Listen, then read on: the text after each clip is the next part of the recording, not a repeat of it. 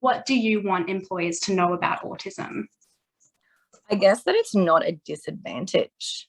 For me, I know especially when I was applying for jobs, it was one of my biggest concerns was how long should I wait? Should I say something? Should I not say something? Especially people in older generations than me, like my parents and my grandparents had always given me this mentality of don't say anything, like this is a secret. You need to not tell people because it would be looked at as a disadvantage and people wouldn't hire me because of it.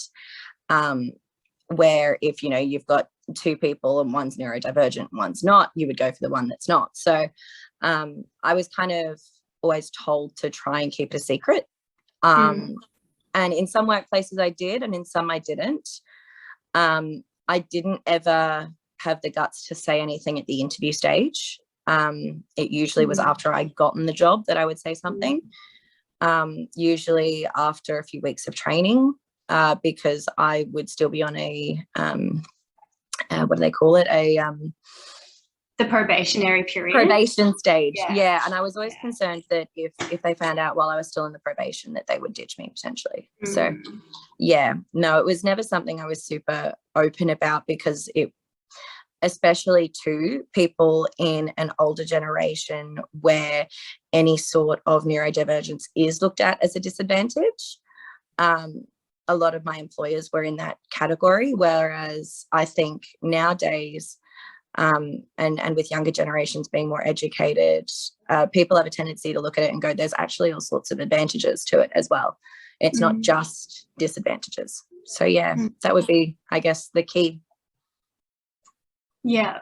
So you mentioned a bit about the advantages. So what strengths or contributions do you think somebody with autism can bring to the workplace? I can only speak from my own personal experience. I am massively organized. I live by a diary. I write everything down. I am basically OCD, like it's one of my symptoms is being OCD. But only to like a healthy point, not to a damaging point. I take criticism on board as well. Like I'm adaptive in that area. And I think creativity is another really important thing that comes usually from autism, is that we think outside the box that everyone else does, and that can be absolutely an advantage. Yeah, that's a message I've actually heard quite consistently, is that you guys have a different way of seeing the world and processing the world, and I think it helps to avoid that group think that neurotypical people can really fall into. So that's a fantastic advantage that employers should definitely be aware of. Yeah, absolutely. It's creativity is one of the biggest strengths I think that comes from it. And I mean, I was taught when I was very young, because I was diagnosed at 6 or 7. But yeah, they always kind of said to us, as much as there's negatives, there are positives. I guess as well, another one that I have is I'm very much okay, this is how you wanted this done. I will do it pretty much to the letter, exactly how I was told. Like there's a very much a strong obedience there for me. Yeah. That loyalty and commitment and attention to detail. Exactly. There's definitely been points in my life, looking back over my career, whether it be when I was working in a coffee shop or working in a handbag store, where there have been things that employers have said to me that have definitely been positive feedback that is only because of my autism, that they wouldn't have realized at the time. Like I remember this one time I was working in a coffee shop, and I'd set up all the food in the window, and I actually got out and went around and checked it from the other side and took notes as to what to change, and went back and changed it. And the manager was like, I've never seen anyone check it from the other side. They just assume and they keep going. And it's like attention to detail. Like it's those little things that she had no idea that I was autistic, but I look at that and I'm like, that's due to this. Yeah, that's a strength. There's lots of little things. That's a strength. Exactly. Exactly. It is so different. Like you can like for me, creativity is absolutely a strength. For others, it's not their strong suit at all. They're more mathematically minded, they're more gifted towards sciences, and creativity is not their thing at all. Yeah.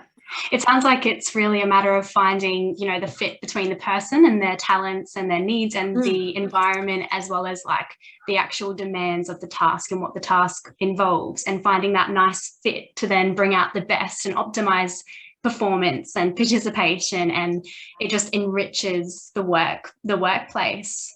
Absolutely. Yeah.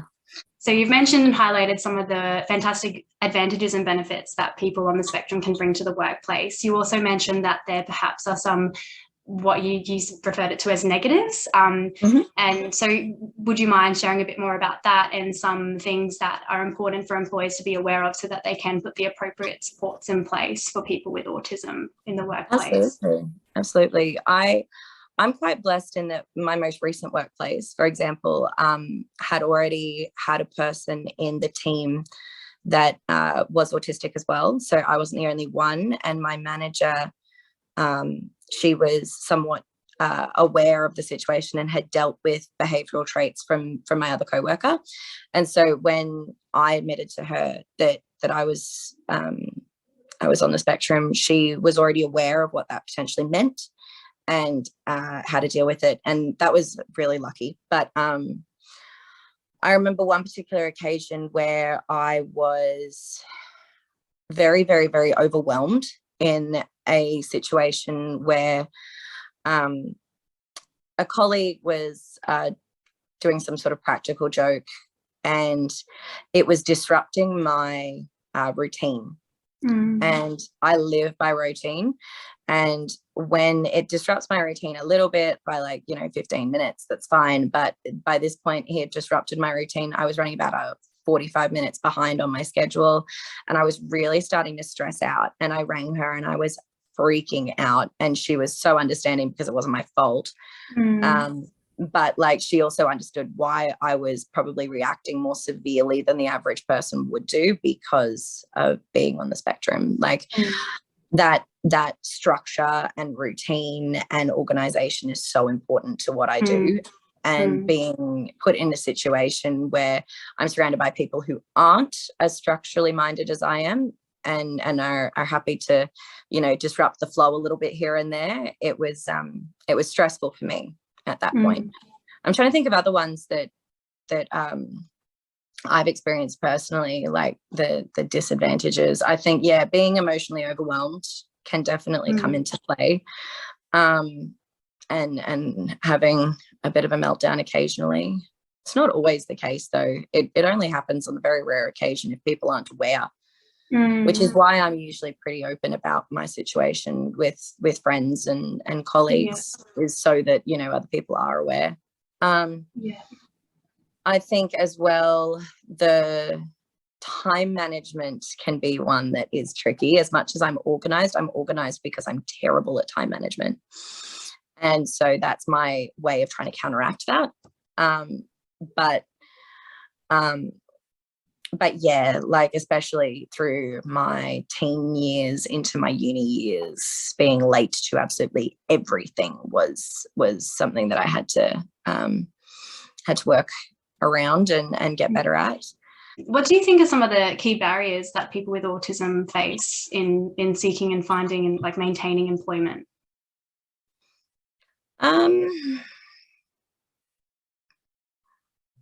I guess one of the key ones would be perception.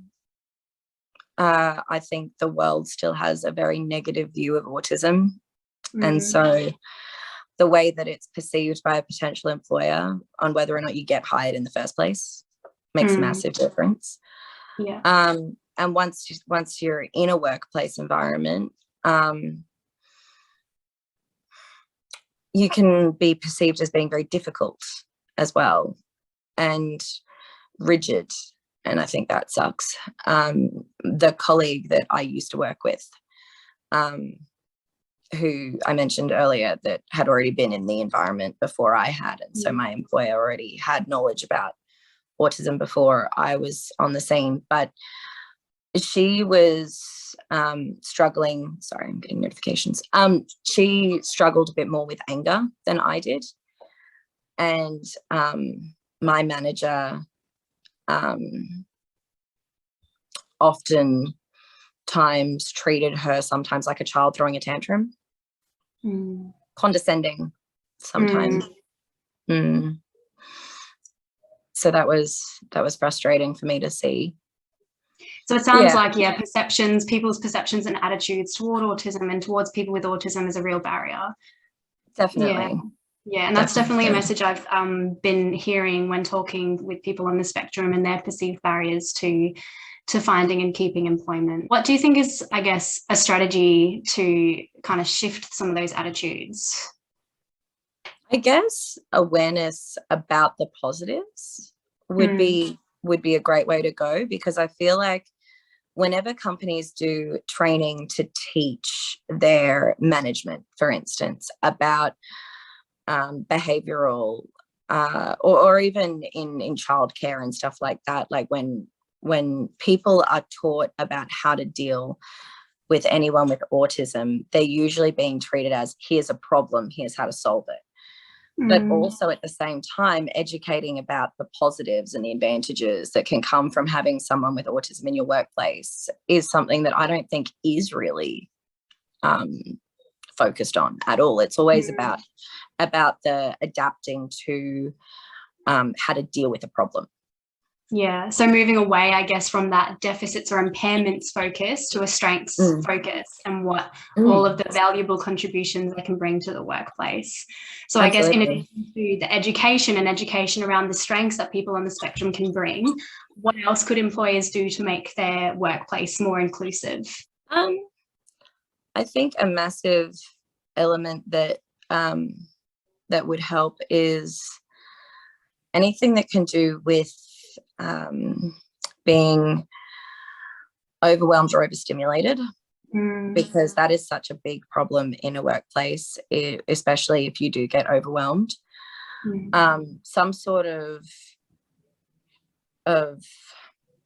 system to work with when a person is feeling that way, that doesn't make them feel like a child coming to a teacher, like I did when I was having my meltdown. Like, I felt like I was being treated like a teenager or a kid. It would be nice to have the ability to deal with that situation on my own without having to go to a manager. For instance, having a space, having, I guess, an open acceptance of needing a breather occasionally, and that would be a massive help, I think, because oftentimes in that role in particular, timing was of the element. You were expected to just go, and having the opportunity to just sit in your car, put your headphones in, do some mindless kind of calming exercise would have been really helpful.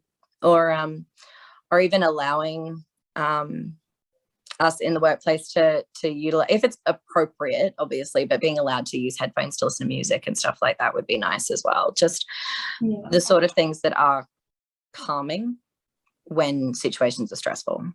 Yeah. So it sounds like the two big ones that came from that is the culture. So that awareness and acceptance of, neurodiversity and some of their needs. Like, sometimes you need to have a break, and then the flexibility to then be able to take that break and have that quiet time, have that downtime. Yeah. So the culture and then the actual flexibility in the system to be able to do what you need to do to meet your needs. Absolutely. Yeah. Is there anything else that we haven't covered that you think is important for employers to know? I should point out, I am not very high on the spectrum anymore. I was when I was younger.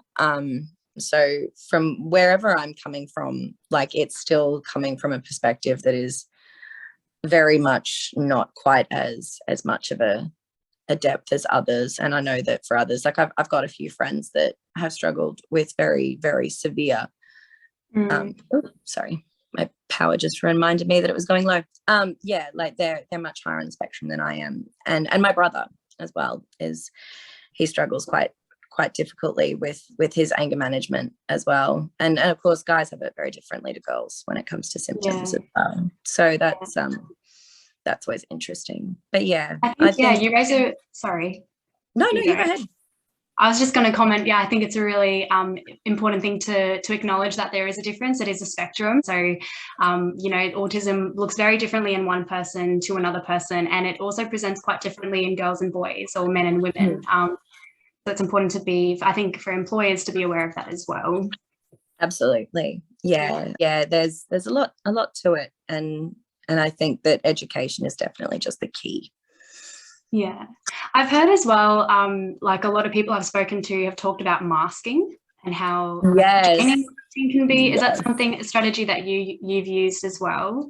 Always, especially, okay, so when I was diagnosed, because I was 7 at the time, I think it was 7, the way that they taught kids how to deal with it back then was very different to how they do now.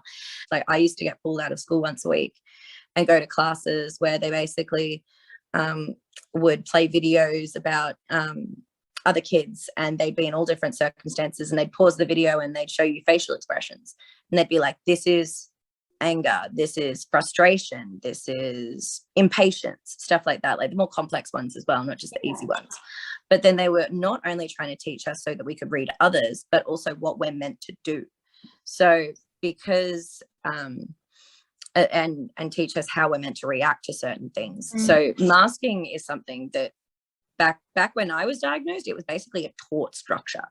You were taught to copy what other kids did until you got the hang of it, basically. And the theory behind that was all about, if you copy long enough, eventually it might sink in.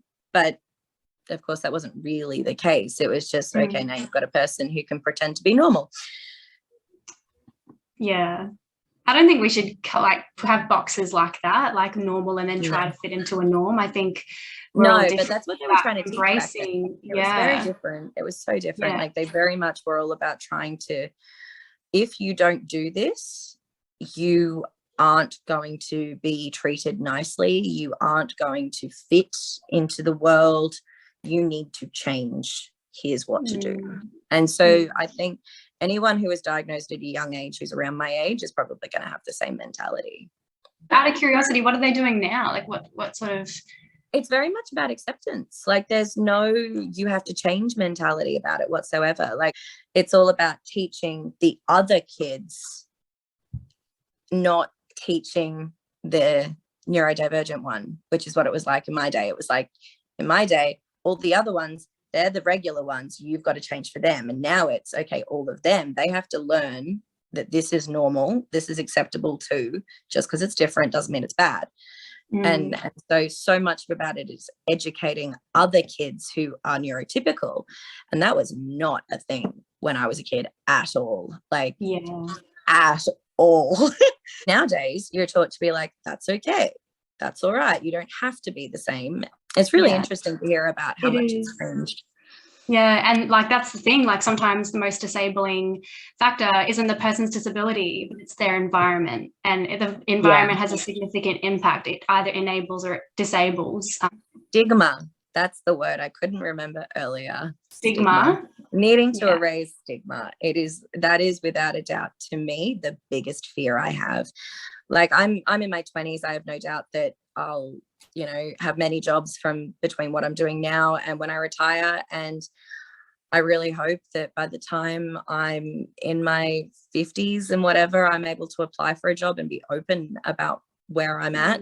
But at the moment, there's still so many employers that are not accepting of it, or just uneducated, or look at it, and because of the environment that they've grown up in, or the education that they have, they look at it and they're just like, oh, I don't want to have to deal with that. It's too complex, too difficult.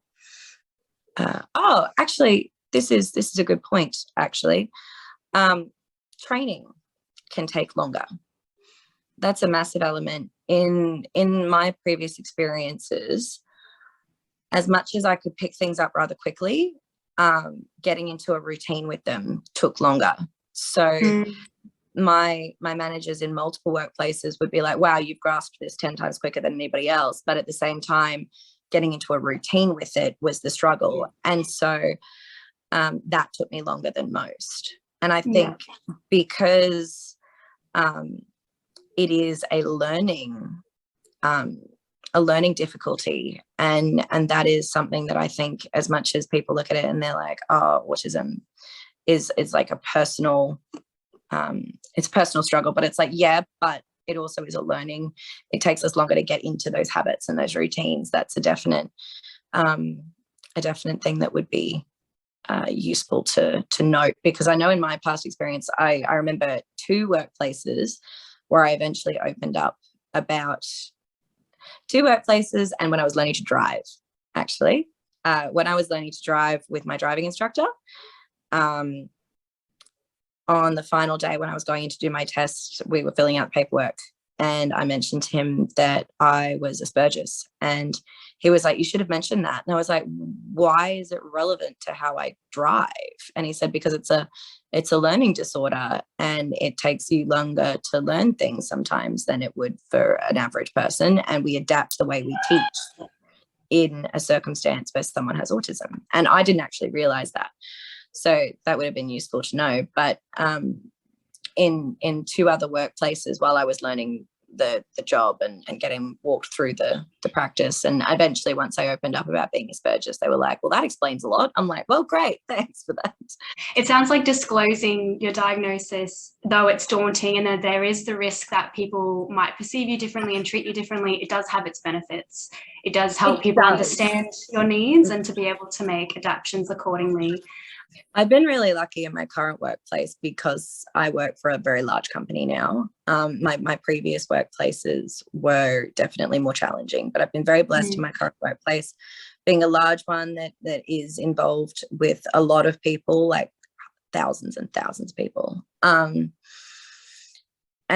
they have systems and ways to work with us. I remember the manager I had when I first started in my company in the field was very understanding of me needing to take a bit more time to learn things.